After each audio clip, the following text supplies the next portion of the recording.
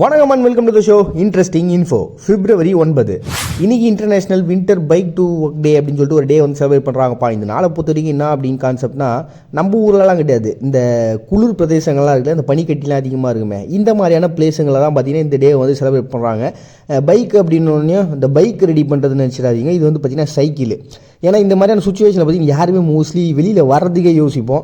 அதுவும் ஆஃபீஸ் போகிறது அப்படின்னா எப்படியாவது போய் சேர்ந்தா போதுனான்னு சொல்லிட்டு காரில் ஏறி போயிடுவோம்.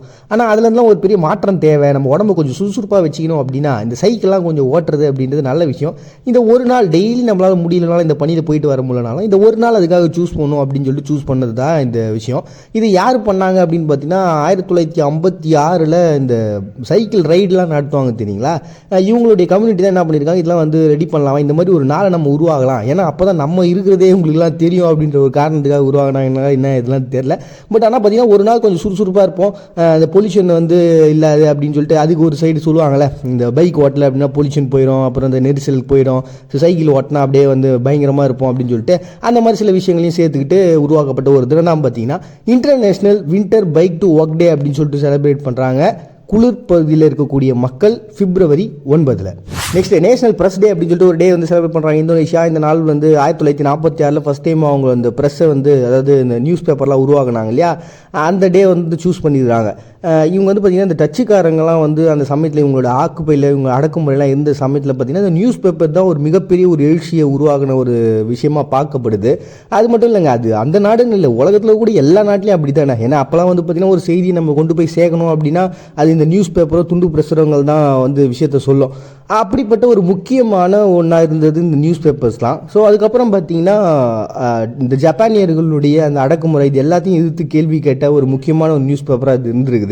அண்ட் இன்றைக்கி பார்த்திங்கன்னா கட்ரா டெம்போவா அப்படின்னு சொல்லிட்டு 2 நியூஸ் பேப்பர் இதான் பார்த்திங்கன்னா அவங்க நாட்டில் இருக்கக்கூடிய ஒரு டாப்பான நியூஸ் பேப்பர்ஸாக இருக்குது. இதில் வந்து பார்த்திங்கன்னா டோட்டலாக ஒரு 100 நியூஸ் பேப்பர்ஸ் வச்சுருக்காங்க. அதில் 1,00,000 ஜேர்னலிஸ்ட் ஒர்க் பண்ணுறாங்க. கிட்டத்தட்ட ஒரு 50 மெயினான நியூஸ் பேப்பர்ஸ், மேகசின்ஸ் இது எல்லாமே இருக்குது அப்படின்னு சொல்லிட்டு அதிலெல்லாம் கொண்டாடணும்ல.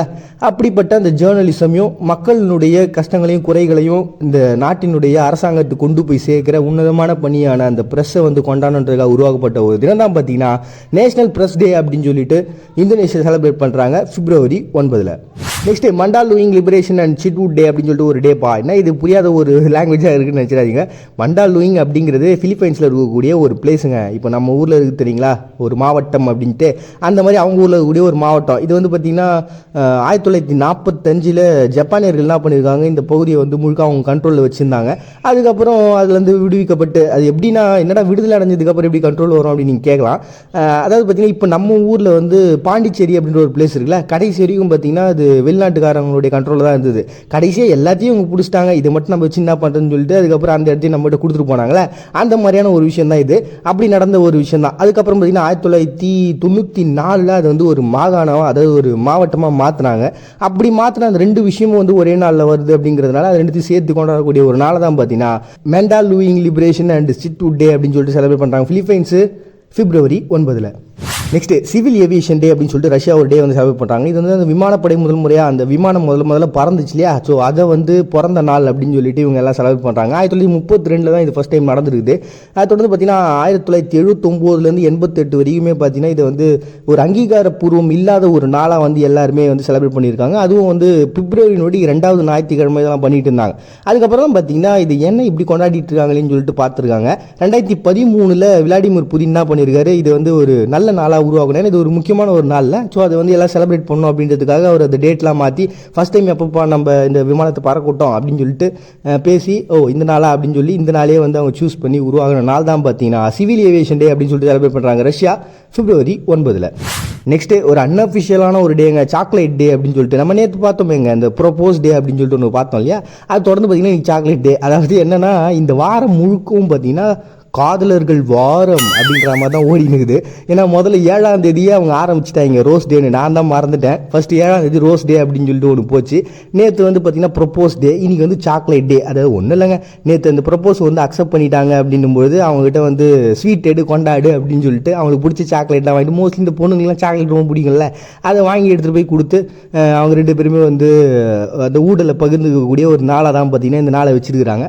இன்னும் என்னென்னலாம் பண்ண போகிறாங்கன்னு தெரில, பார்ப்போம் நாளைக்கு என்ன என்ன டேவாக இருக்குன்றது நாளைக்கு பார்ப்போம்.